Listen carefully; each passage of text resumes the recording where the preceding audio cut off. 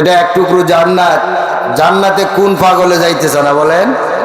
এমন কোন পাগল আছে দুনিয়ায় যা জান্নাতে যাইতেছ না?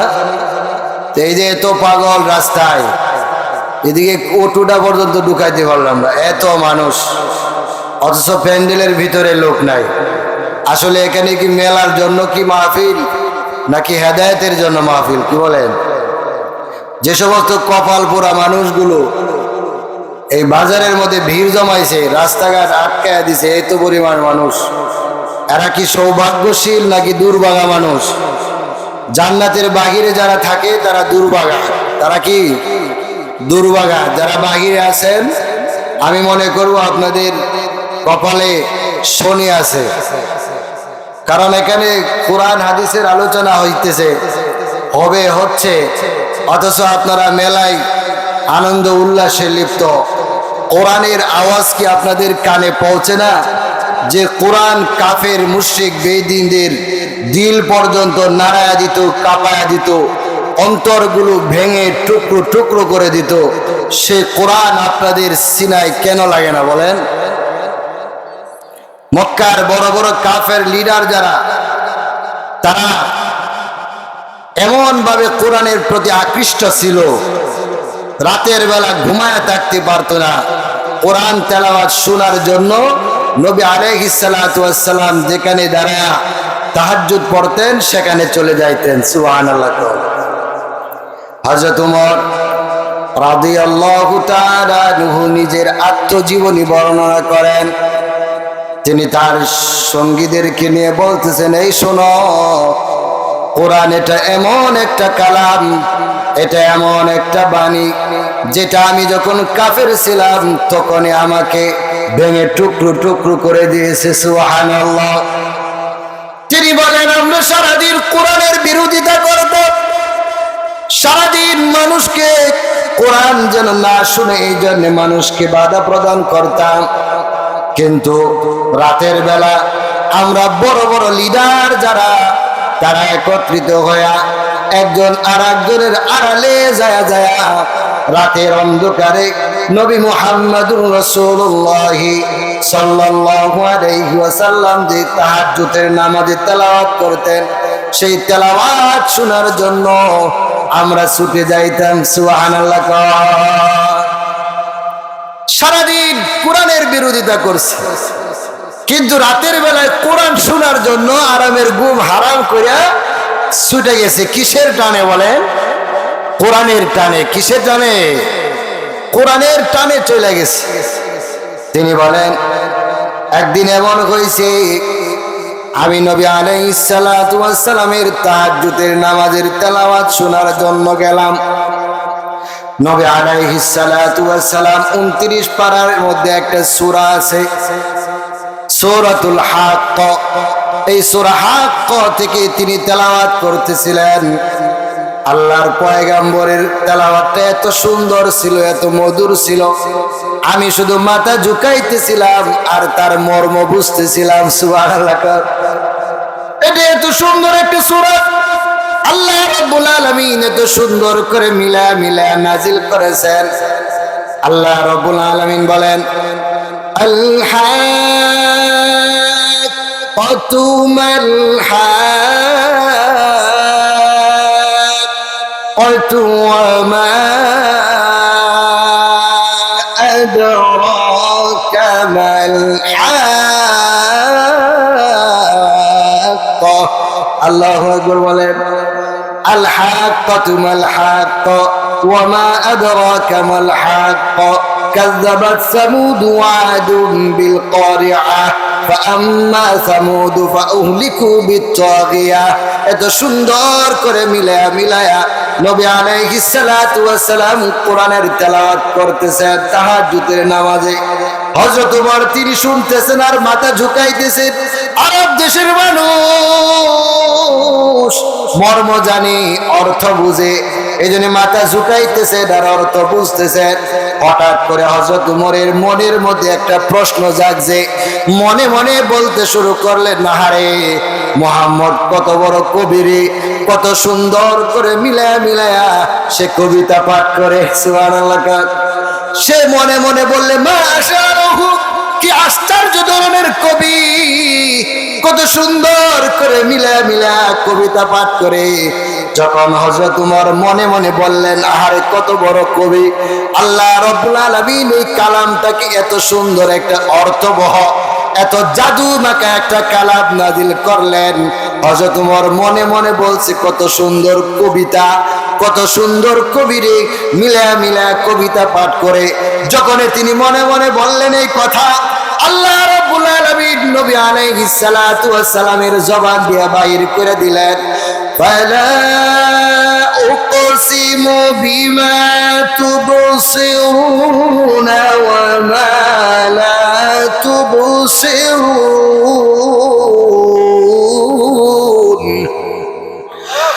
ইন্নাহু লাকাওলু রাসূলিন কারীম।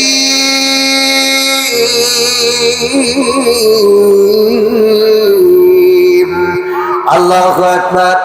আল্লাহ রাব্বুল আলামিন বলেন, ওই ওমর, কারে তুমি কবি কবি বলো, আর কাকে তুমি কিকে তুমি কবিতা বলো? নিশ্চয় তুমি দুই চোখে যা কিছু দেখো আর না দেখো সব কিছুর কসম কে বলি ওমর, এটা কোনো কবির কবিতা নয়, এটা কোনো কবির কোনো ভাষা নয়। ইন্নাহু লাকাউলু রাসূলিন কারীম, এটা পবিত্র বার্তাবাহক, তার পক্ষ থেকে নাজিলকৃত এটা কোরআন। সুবহানাল্লাহ বলেন। হযরত ওমর ভয় পেয়ে গেছে, আশ্চর্য হয়ে গেছে, এর কি অবস্থা। আমি মনে মনে বললাম, জবানে প্রকাশ করলাম না, মুহাম্মদ কত বড় গণক রে, কত বড় জাদুঘর রে, আমার মনে কি আছে মুহাম্মদ সেটাও জানে। আল্লাহু আকবার বলেন। যখনই বললে আরে মুহাম্মদ কত বড় গণক, আল্লাহ রাব্বুল আলামিন নবী আলাইহিস সালাতু ওয়াস সালামের জবান দিয়ে বাইর করে দিলেন, ওয়া মা হুয়া বিকাউলি কাযিব কলিলাম মা তাযাক্কারুন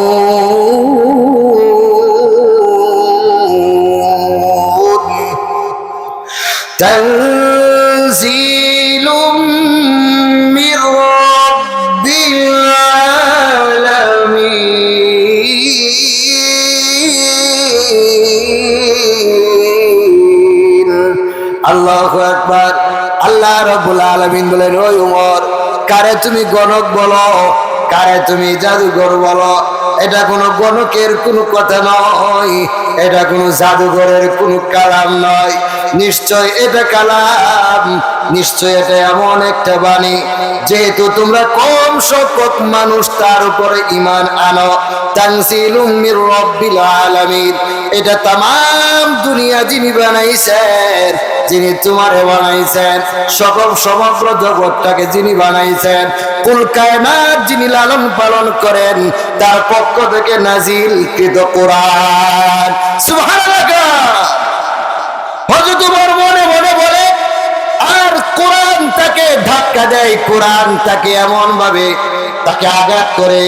হযরত ওমর বলেন, আমি ওই দিনই বুঝতে পারছি এটা মানুষের কোনো রচিত কালাম নয়, এটা সাধারণ কোনো বাণী নয়, এটা ঐশী বাণী ছাড়া আমার দিলদারে এত সহজে কেউ নাড়াইতে পারতো না।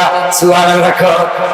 এত বড় সন্ত্রাস লাঠিয়াল যিনি, মক্কার সবচাইতে সাহসী যুবক, তার অন্তরটাকে কোরআন নাড়ায়া দিছে, কাঁপায়া দিছে।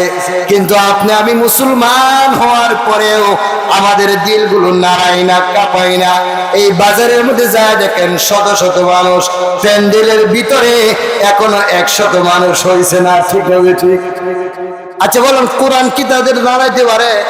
নাহলে কোন সাহসে এত বড় কলিজাকে আল্লাহ তারে দিছে যে দোকান নিয়ে বসবে আর দোকানদারি করবে? এত বড় কলিজাই তো আল্লাহ দিছে না তারা। কি কর?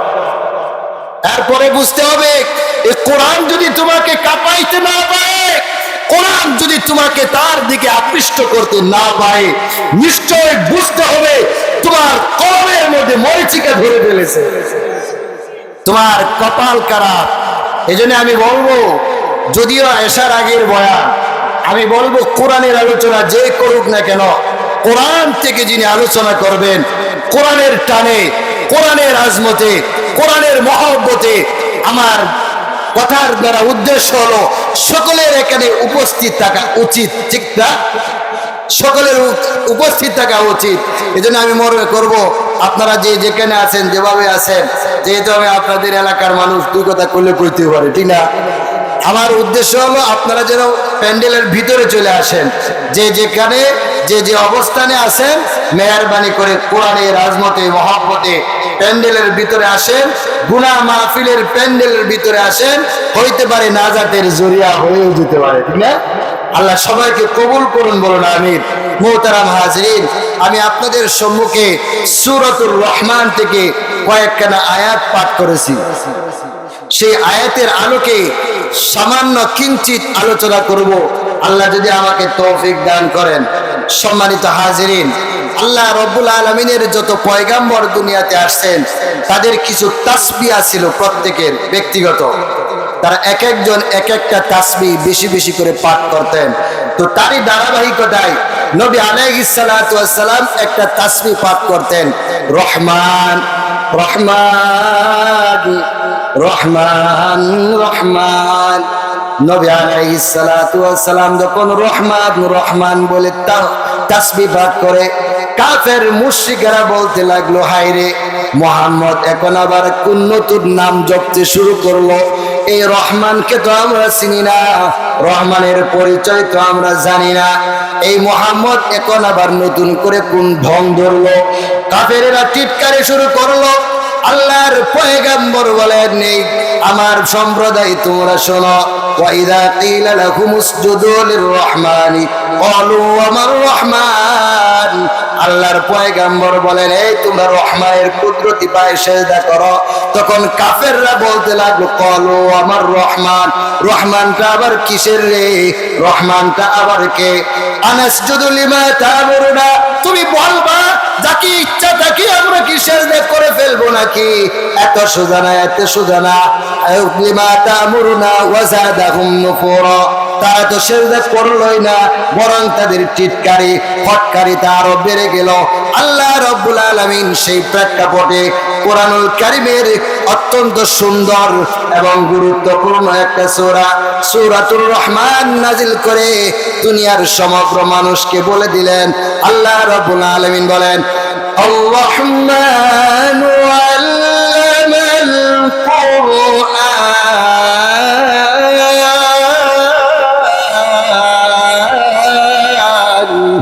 আল্লাহু আকবার। আল্লাহ রাব্বুল আলামিন বলেন, ও দুনিয়ার মানুষেরা, রহমান রে কি তোমরা চিনো না? দয়াময় সেই রবকে কি তোমরা চিনো না? রহমান হলেন তিনি যিনি মানুষগুলোকে কোরআন শিখায়। সুবহানাল্লাহ। কোন পরিচয় আনছেন? যিনি মানুষগুলোকে কোরআন শিখায়। তো আমার দুস্থ বুজুর্গ ভাই একটা জিনিস চিন্তা করবেন, আপনি আমি যখন একটা অপরিচিত জায়গায় যাই, কেউ যদি আপনার পরিচয় জিজ্ঞাসা করে, তখন আপনার কাছে যে পরিচয়টা সবচাইতে বড় মনে হয়, সেই পরিচয়টাই তো আমরা দেই, ঠিক না? আমরা বলি অমুক এমপি সাহেবের ভাতিজা, অমুক মৌলানা সাহেবের ভাতিজা।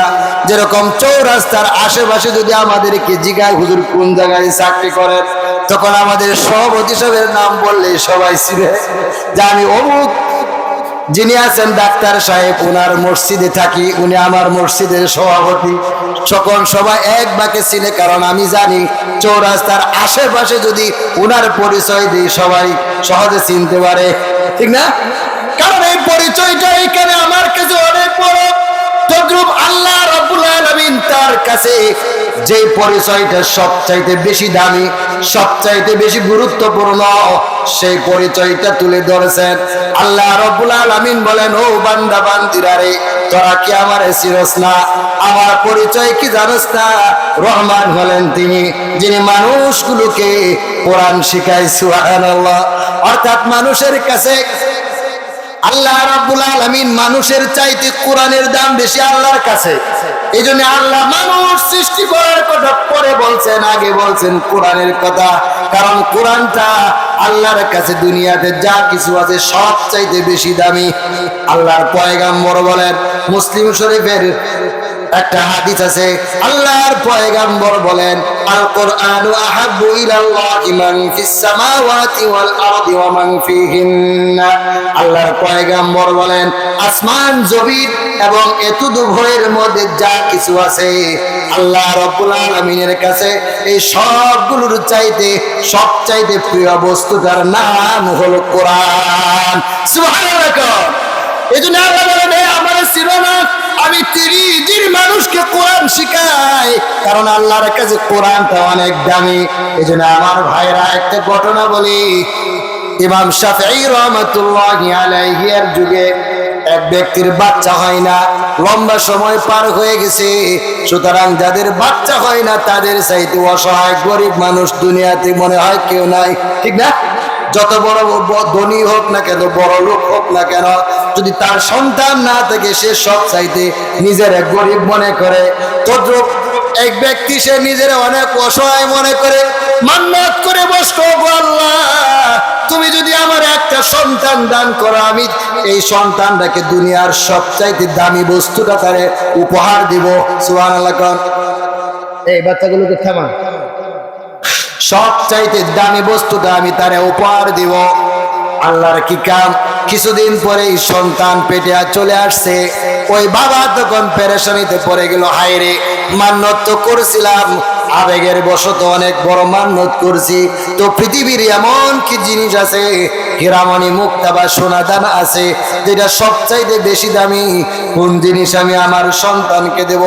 চিন্তা করতেছেন, নানান জায়গায় যায় ফতোয়া জিজ্ঞাসা করতেছেন, কোথাও কোনো সমাধান পাই না। এক পর্যায়ে আল্লাহ একটা কন্যা সন্তান দিছেন। কি সন্তান বলেন? কন্যা সন্তান দান করলেন।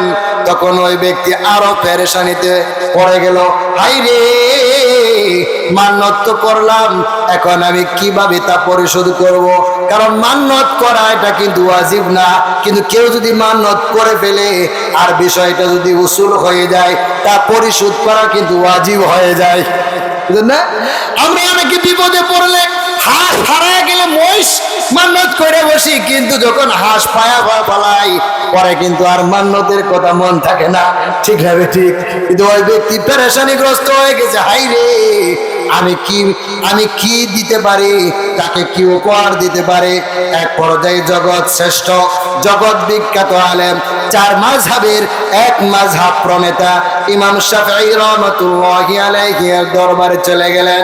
গিয়ে বলতেছেন, ওগো আল্লাহর প্যারা বান্দা, ওগো মুফতি সাহেব, আমি অনেক দূর থেকে আসলাম একটা জটিল মাসআলা নিয়া। আমি এমন এমন মান্নত করেছিলাম, আল্লাহ তো আমার সন্তান দিয়া দিছে, এখন কোন জিনিস এমন আছে যে আমার সন্তানকে আমি দিতে পারি? আর আমি যে এত দাবি দিব, আমি নিজেও তো এত বেশি বড় লোক না, যেটা মনে হয় সেটাই দিতে পারবো। কোন জিনিস এমন আছে আমার পক্ষে একটা মাসআলা দিয়ে দেন। তখন এই ব্যক্তি ইমাম শাফিঈ রাহমাতুল্লাহি আলাইহি লম্বা সময় তিনি চিন্তা ভাবনা করতেছেন, পেরেশানিগ্রস্ত হয়ে গেলেন। হঠাৎ করে পয়গম্বরের হাদিস মনে হয়ে গেছে, আল কুরআনু আহাব্বু ইলাল্লাহি মান ফিস সামাওয়াতি ওয়াল আরদি ওয়া মান ফিহিন্না। আসমান জমিন এবং এতটুকুর মধ্যে যা কিছু আছে আল্লাহর কাছে সবচাইতে প্রিয় বস্তুটার নাম হলো কোরআন। সুবহানাল্লাহ। ইমাম শাফিঈ রাহমাতুল্লাহি আলাইহি ফতোয়া দিয়ে দিলেন, ওগো আল্লাহর বান্দা, ফতোয়া নিয়ে চলে যাও, তুমি নিশ্চিন্তায় বাসায় চলে যাও, তুমি তোমার এই কন্যা সন্তানটাকে কোরআন শিখায়া দিবা, কোরআনের ইলম থেকে শিখায়া দিবা, আর এই সন্তানটাকে বিবাহ দেওয়ার সময় একটা কোরআন শরীফ তার সাথে দিয়ে দিবা। সুবহানাল্লাহ। একটা কোরআন তাকে শিখায়া দিবা, মুখস্থ হোক, অথবা কোরআন তাকে শিক্ষা দিয়া তার ভিতরে কি আছে কিছু ইলম কালাম শিক্ষা দিয়া দিবা, এবং বিবাহ দেওয়ার সময় একটা কোরআন তার সাথে দিয়া দিবা। সুবহানাল্লাহ। কারণ এটা আল্লাহর কাছে এই দুনিয়াতে সবচাইতে প্রিয় বস্তু, এটা কোরআন, এর চাইতে প্রিয় আর কিছুই হতে পারে না। এজন্য ইমাম শাফিঈ রাহমাতুল্লাহি আলাইহি ফতোয়া দিয়ে দিলেন। তো আজকে যেহেতু জামিয়া দারুল হিদায়াহ মহিলা মাদ্রাসা কর্তৃক আয়োজিত আজকের মাহফিল, আমি আশা রাখবো অত্র এলাকার সম্মানিত অভিভাবক যারা আছেন আপনাদের সন্তানদেরকে ছেলে হোক, মেয়ে হলেই হেদায়েত মাদ্রাসা আছে যে আপনি তাকে কোরআন শিখাইতে পারেন। কোরআন শিক্ষা দিলেন মানে দুনিয়ার সবচাইতে প্রিয় বস্তুটা যেটা আল্লাহর কাছে প্রিয়, এই জিনিসটা তাকে শিক্ষা দিয়ে দিলেন। এই জন্য দেখবেন কোন হাফেজের বাবা অথবা মা, কোন আলেমের বাবা মা কোন বৃদ্ধাশ্রমে নাই।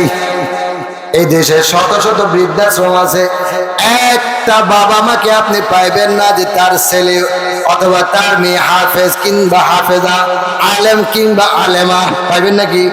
সারা দেশ তল্লাশি করে দেখেন, অনেক খোঁজাখুঁজি করে দেখেন, একটাও পাইবেন না। কারণ ওই সমস্ত বাবা মা কখনোই বৃদ্ধাশ্রমে যাবে না যেই বাবা মা তার সন্তানগুলোকে দুনিয়ার শ্রেষ্ঠ জিনিস, দুনিয়ার সবচাইতে দামি জিনিস, দুনিয়ার সবচাইতে প্রিয় জিনিস, আল্লাহর কাছে সবচাইতে যে জিনিসটা মহব্বত, সেটা হলো কোরআন। এই কোরআন তার সন্তানদেরকে এই বাবা মা শিখাইছে, ঠিক না ঠিক?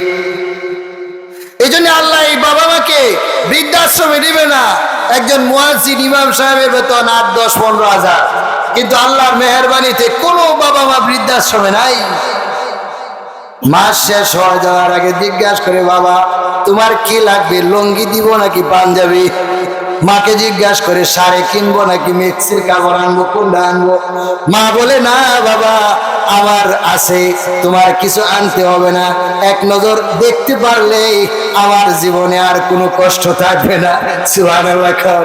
ডাক্তার বানাইলেন, ইঞ্জিনিয়ার বানাইলেন, একজন থাকবে কানাডা, একজন থাকবে আমেরিকা, একজন থাকবে অস্ট্রেলিয়া।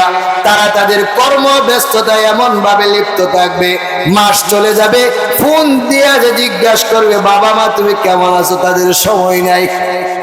এক পর্যায়ে চিন্তা করবে, হাইরে বিশাল বড় বিল্ডিং, যদি এমন অবস্থায় বাবা মা মারা যায় তাহলে পচে গলে মরবে, পয়সা থাকবে, দুনিয়ার কোনো মানুষ টের পাবে না। এর চাইতে ভালো দেখি আশেপাশে কোথায় বৃদ্ধাশ্রম আছে সেইখানে রাইখে আসি, কমপক্ষে তার লাশটা পচবে না, ঠিক আছে? এই চিন্তা করে বৃদ্ধাশ্রমে রেখে আসে। কিন্তু আল্লাহ বলেন, বান্দারে তোমরা শোনো, আমি এই দুনিয়াতে আমার কাছে সবচাইতে প্রিয় জিনিস কোরআন। তোমরা যদি এটাকে শিক্ষা করো আর এই নিজের সন্তানদেরকেও যদি শিক্ষা দাও, দুনিয়া আখিরাতে তোমাদেরকে আমি আল্লাহ তোমাদেরকে প্রিয় বানায় নেব। সুবহানাল্লাহ। কোরআনটা প্রিয় জিনিস, এটাকে যে হাফাজত করবে তাকে আল্লাহ প্রিয় বানায় নেবে। এটা কোরআনটা আল্লাহর কাছে মহব্বতের জিনিস। যারা এটাকে ধারণ করবে, যারা এটাকে পালন করবে, আল্লাহ রাব্বুল আলামিন দুনিয়া আখিরাতে তাদের সম্মান মর্যাদা বাড়ায় দিবেন। সুবহানাল্লাহ। এইজন্য আল্লাহ বলেন, আর রহমান আল্লামাল কুরআন। আল্লাহু আকবার। আল্লাহ বলেন, ও দুনিয়ার মানুষেরা রে, রহমান রেখে তোমরা চিনো না? রহমানের পরিচয় কি জানো না? রহমান হলেন তিনি যিনি মানুষদেরকে কোরআন শিখায়। সুবহানাল্লাহ। এরপরে আল্লাহ বলেন, খলাকাল ইনসানা আল্লামাহুল বায়ান।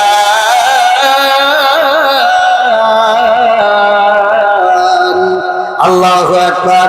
আল্লাহ বলেন, ও বান্দা বান্দিরা শোনো, রহমান হলেন তিনি যিনি মানুষকে কোরআন শিখায়, রহমান হলেন তিনি যিনি মানুষগুলোকে বানায়। সুবহানাল্লাহ। রহমান হলেন তিনি যিনি মানুষকে বানায়।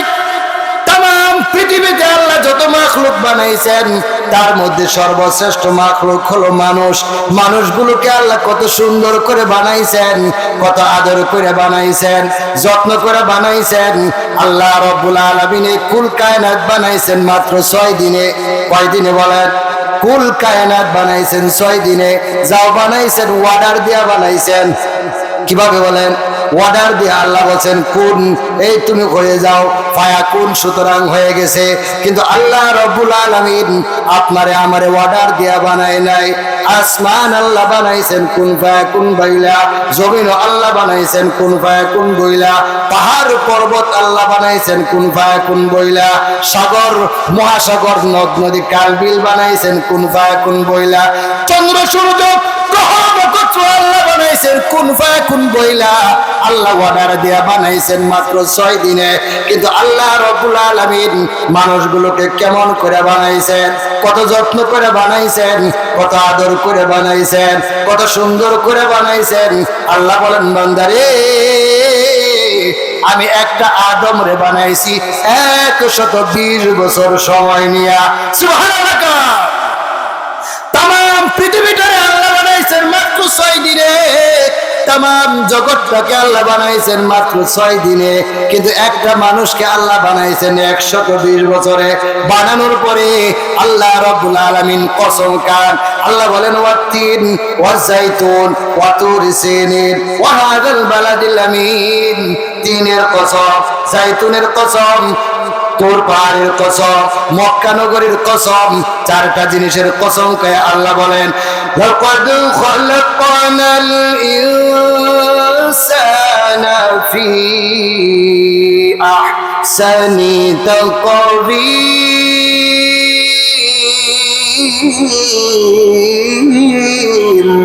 আল্লাহু আকবার। আল্লাহ বলেন বান্দারে, 2টা তাকিদ শব্দ ব্যবহার কইলাম, লাম তাকিদ কদ তাকিদ, 2টা দৃঢ়তা বোঝক শব্দ আইনা। আল্লাহ বলেন বান্দারে, আমি কিন্তু তোরে সবচাইতে সুন্দর অবয়ব দিয়া, সুন্দর বডি দিয়া তোরে বানাইছি। সুবহানাল্লাহ। আল্লাহ সুন্দর করে বানাইছে। একটা মানুষের ভিতরে আল্লাহ কত দামি দামি যন্ত্রপাতিগুলো ফিটিং করে রাখছে। বলুন তো, এই যন্ত্রপাতিগুলো যদি দুনিয়ার বাজারে ক্রয় করা যাইতো, আমাদের নেত্রী কি এখনো হাসপাতালের বেডে শোয়া থাকে নাকি? বলেন, কত আগে আমরা সুস্থ করে দিতাম না? আল্লাহ বলেন বান্দারে, তুই তোর ভিতরে তাকায় দেখ, কফি আনফুসিকুম, তোর ভিতরে তুই তাকায় দেখ, আমি কত দামি একটা হার্ট তোরে আমি দিলাম। এটা যদি বেশি নড়াচড়া করে তেও তুই মরে যাবে, যদি কম নড়াচড়া করে তেও তুই মরে যাবে। তোরা 2টা কিডনি দিলাম, যদি ড্যামেজ করে দেই তুই মরে যাবে। তোর মূত্রতলিরা যদি একটু ছিদ্র করে দেই তুই মরে যাবে। এত দামি দামি সম্পদ দিয়া, দামি দামি অঙ্গগুলো দিয়া আল্লাহ রাব্বুল আলামিন এমন ভাবে বানাইছেন। আল্লাহ বলেন আল্লাযী খালাকাকা ফাসাওয়াকা ফাআদালাকা ফি আইয়ি সূরাতিন মা শাআ রাক্কাবাক। আল্লাহ বলেন, এই তোরা রহমান রে চিনস না? রহমান হলেন তিনি যিনি তোরে বানাইছে। তিনি এমন ভাবে বানাইছে, সুসংগঠিত ভাবে, সুবিন্যস্ত ভাবে, যে অঙ্গটা যতটুকু লম্বা হওয়া দরকার ততটুকু লম্বা করে বানাইছে। যে অঙ্গটা যেখানে বসানো দরকার সেই অঙ্গটা সেখানে বসাইছে।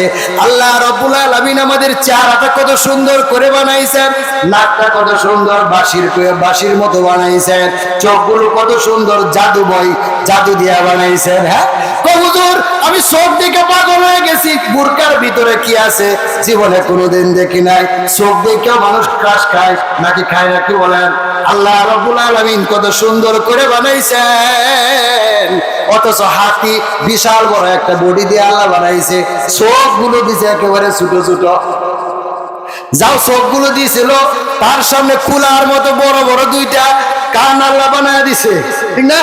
মানুষের হাতি যদি জানতো তার বডিটা এত বড়, তাহলে মানুষকে আর তার কাঁধের উপর সরে।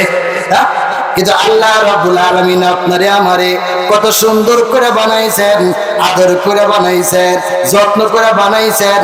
যে অঙ্গটা যতটুকু বড় হওয়া দরকার, লম্বা হওয়া দরকার, চওড়া হওয়া দরকার, যেখানে বসানো দরকার সেখানে আল্লাহ বসাইছে। বসানোর উপরে আল্লাহ বলেন বান্দারে, তুই মনে করতে পারস তুই কালা মানুষ, মনে করতে পারস তুই মনে হয় দেখতে খারাপ। আল্লাহ বলেন মাশা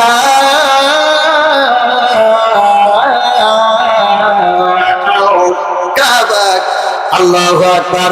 আল্লাহ বলেন বান্দারে, আমি তোরে এমন ভাবে বানাইছি যেভাবে আমি তোরে দেখলে আমার কাছে ভালো লাগে, সেইভাবে আমি তোরে বানাইছি।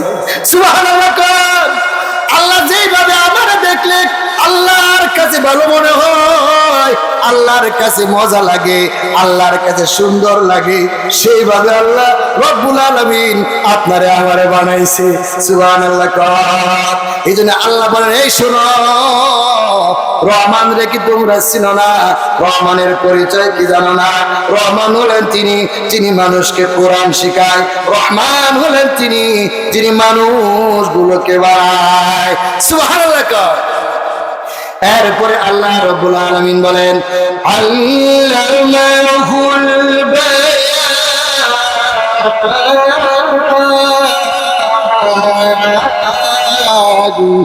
আল্লাহু আকবার। আল্লাহ বলেন, এই শোনো, রহমান হলেন তিনি, যিনি মানুষকে কোরআন শিখায়। রহমান হলেন তিনি, যিনি মানুষকে বানায়। রহমান হলেন তিনি, যিনি মানুষগুলোকে বাক শক্তি দান করেন। সুবহানাল্লাহ। আল্লাহ বাক শক্তি দিছে দেখে আমি মাকে কথা কই আপনারা শুনতেছেন। আল্লাহ যদি আমার বুবা বানায় দিত তাহলে গাজীপুর কেন, আমি ওই যে বিলপাড়ের মানুষ সেইখানে পড়ে থাকতে হইতো। ঠিক না ঠিক? আল্লাহ জবানের মাধ্যমে কত দামি বানাইছেন। আদম আলাইহিস সালাতু ওয়াস সালামকে বানানোর পরে যখন তার ভিতরে রূহ দিলেন, সমগ্র ফেরেশতাদেরকে আল্লাহ একত্রিত করলেন আর বললেন, আল্লাহ রাব্বুল আলামিন অনেকগুলো জিনিস, হাজার হাজার জিনিসপত্র একত্রিত করলেন। ফেরেশতাদেরকে বললেন, এগুলোর নামগুলো বলো। ফেরেশতারা বলতে শুরু করলো, সুবহানাকা লা ইলমা লানা ইল্লা মা আল্লামতানা। সুবহানাল্লাহ। ফেরেশতারা বলে, ওগো আল্লাহ, তুমি পবিত্র, তুমি মহান, তুমি যেই জিনিসটা আমরারে শিখাইছো এইটাই জানি, আর বাইরে কিছু জানি না। তারপরে আল্লাহ আদম আলাইহিস সালামকে বলেন, ওগো আদম, তুমি বলো। ওয়া আল্লামা আদামাল আসমা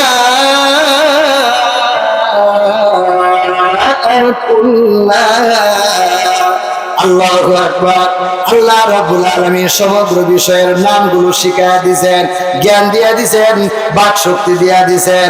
দেওয়ার কারণে আদম আলাইহিস সালাতু ওয়াস সালাম সবগুলোর নাম একটা একটা করে হাজার হাজার জিনিসপত্র সবগুলোর নাম বলে দিলেন। আল্লাহ রাব্বুল আলামিন আদম আলাইহিস সালাতু ওয়াস সালামকে পাশ করায়া দিলেন।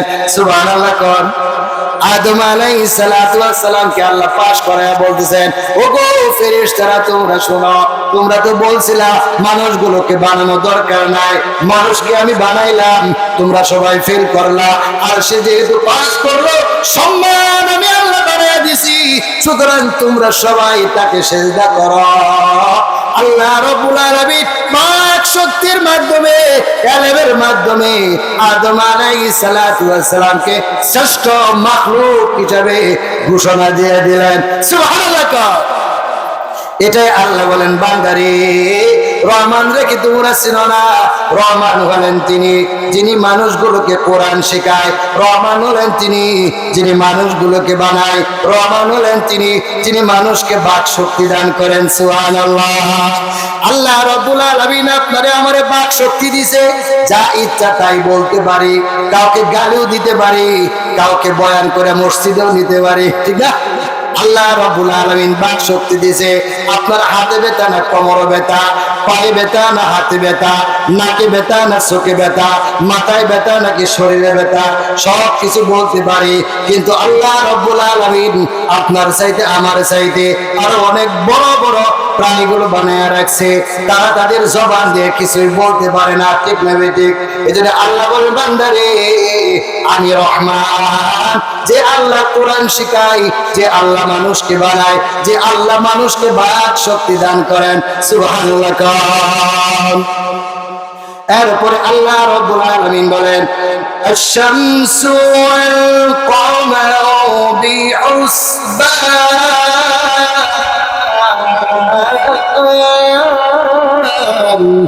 আল্লাহু আকবার।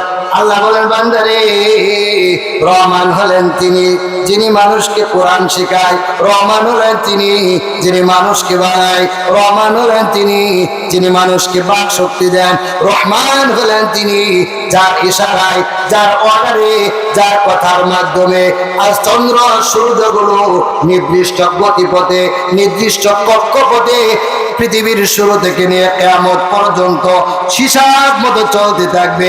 এক মুহূর্ত একটু সময় এদিক সেদিক হবে না। সুবহানাল্লাহ।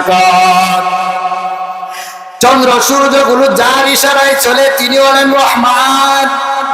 বলতে পারেন হুজুর এই বিশ্ব জগতে চন্দ্র সূর্য ছাড়া তো অনেক আরো নক্ষত্র আছে, গ্রহ আছে, উপগ্রহ আছে, এগুলোর নাম আল্লাহ বললেন না, শুধুমাত্র চন্দ্র সূর্যের নাম কেন বললেন?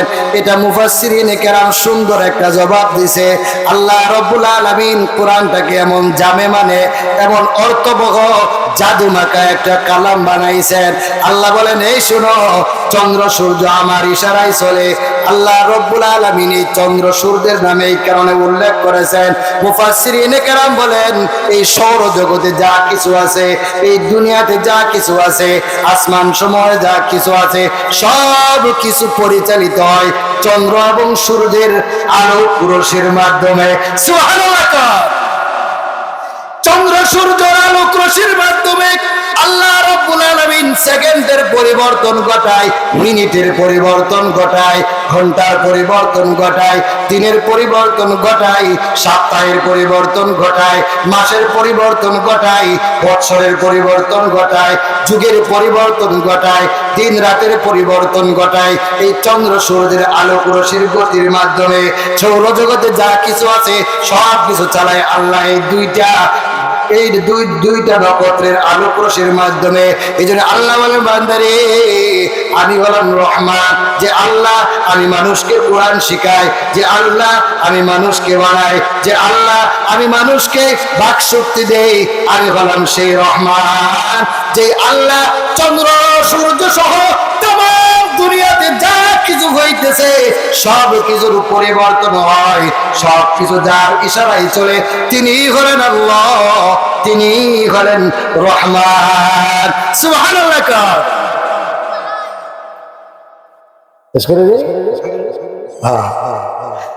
আমরা তো আপনাদের এলাকার মানুষ, প্রতি শুক্রবারই বয়ান শোনাই না, তো আমি ভাবছিও না যে এত লম্বা সময় আমার হবে।